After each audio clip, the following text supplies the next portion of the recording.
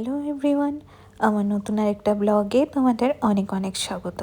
এখন বাজে সন্ধ্যে 7টা আর আমি অ্যাজ ইউজুয়াল ডিউটি থেকে এসে ফ্রেশ হয়ে নিয়েছি। আর এই নীল কাপ্তানটা অনেক দিন পরে আজ আবার পরেছি। আর জানো তো, আমরা না হাফ কোটো নারকেল নাড়ু দুজনে মিলে দুদিনে শেষ করে ফেলেছি। মানে সেদিন তো তোমাদের দেখিয়েছিলাম যে বাজার থেকে 2টো নারকেল নিয়ে এসেছিলাম নাড়ু বানাবো বলে। সেটা থেকেই প্রায় 2.5 কোটোর মতো নাড়ু হয়েছে। তো তার মধ্যে হাফ কোটো আমরা দুদিনেই শেষ করে ফেলেছি। যদিও এগুলো আমি বানাইনি, আমার শাশুড়ি মা বানিয়ে দিয়েছেন। উনি এই নারকেল নাড়ুটা না খুব সুন্দর বানান। আমিও বানাতে পারি, কিন্তু ওটা না এত সুন্দর হয় না, তবে এবার শিখে নিয়েছি। যাই হোক, আজ হচ্ছে পুজোর পঞ্চমী, আর সপ্তমীর দিন বিকেল করে আমি তো আসানসোলের বাড়িতে চলে যাব। আবার সেই আসবো একাদশীর দিন। তো তাই জন্য ফ্রিজে যে কটা ফল ছিল সেগুলো বার করে জুসটা বানিয়ে নিচ্ছি। বেকার যদি এগুলো ফ্রিজে পড়ে থাকে সেই তো নষ্ট হয়ে যাবে, তার থেকে জুসটা বানিয়ে নিই, দুদিনে খেয়ে নেব। অন্যান্যবার যখন মৌসম্বি নিয়ে আসি তো খুব বেশি মিষ্টি না থাকলেও একটু আধটু তো মিষ্টি থাকে, যদিও টকের পরিমাণটা বেশি থাকে। তবে এবারের মৌসম্বিগুলো না এত টক, টিটু তো একদমই খেতে চাইছে না।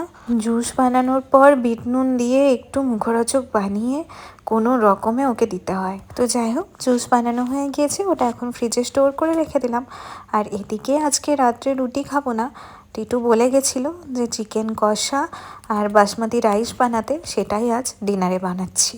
প্রথম দিকটাতে ভেবেছিলাম চিকেনটা কষা কষা করেই বানাই, বেশি ঝোল রাখবো না, কিন্তু লাস্ট কয়েকদিন ধরে যখনই চিকেন বানাচ্ছি একদম কষাই বানানো হচ্ছিল। তাই আজ হঠাৎই ইচ্ছে করলো যে একটু ঝোল রাখি।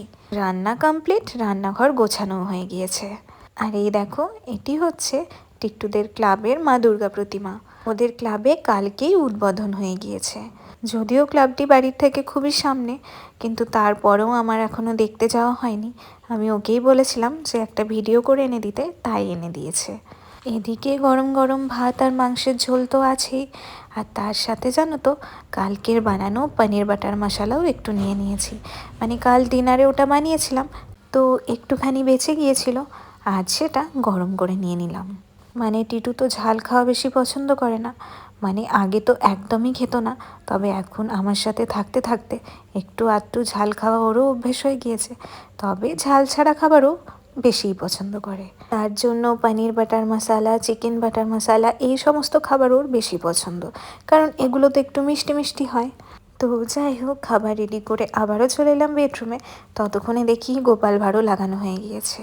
নর্মালি অন্যান্য দিন আমরা একটু আর্লি ডিনার করি, আর্লি মানে ওই 9টা আর কি, কিন্তু এখন ওর এত ক্লাবে পুজোর চাপ রয়েছে বলে ডিনার করতে একটু লেট হচ্ছে, মানে 10টা পেরিয়েই যাচ্ছে প্রায়। যেহেতু এখানে এসে জলদি জলদি খেয়ে ঘুমিয়ে পড়া অভ্যেস, তাই একটু লেট হয়ে গেলেই না আমি ঢুলতে শুরু করি, এত ঘুম পেয়ে যায়। তো যাই হোক, আজকের ব্লগটা তাহলে এখানেই শেষ করছি। দেখা হচ্ছে খুব শীঘ্রই নতুন একটা ব্লগে। ততক্ষণ সবাই সুস্থ থেকো, ভালো থেকো, টাটা।